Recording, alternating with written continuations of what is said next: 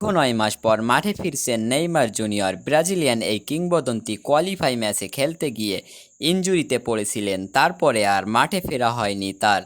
সৌদির pro league Al Hilal ক্লাবের হয়ে 13ই সেপ্টেম্বর মাঠে নামবেন নেইমার, এটি শতভাগ নিশ্চিত করেছেন আল হিলাল ক্লাবের কোচ।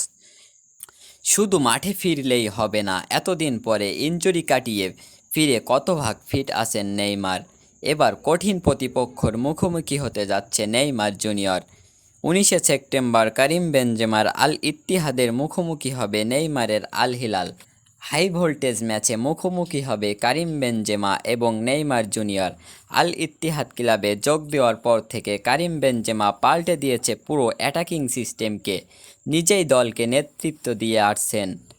2023-24 মৌসুম থেকে খেলে আসছেন কারিম বেনজেমা এই ক্লাবের হয়ে, যেখানে ম্যাচ খেলেছেন 28টি, গোল করেছেন 12টি, দলের হয়ে গোলে অবদান রেখেছেন 20টি। এদিকে নেইমার জুনিয়র আল হিলাল ক্লাবের হয়ে মাত্র 5টি ম্যাচ খেলতে পেরেছেন, যেখানে একটি গোল করেছেন। তারপরেই ইনজুরির কবলে পড়েন এই সুপারস্টার। নেইমার এবার পুরোপুরি ফিট হয়েই মাঠে নামছেন। লড়াই হতে যাচ্ছে টক করে, কোনো দলই কোনো দলকে ছাড় দেবে না।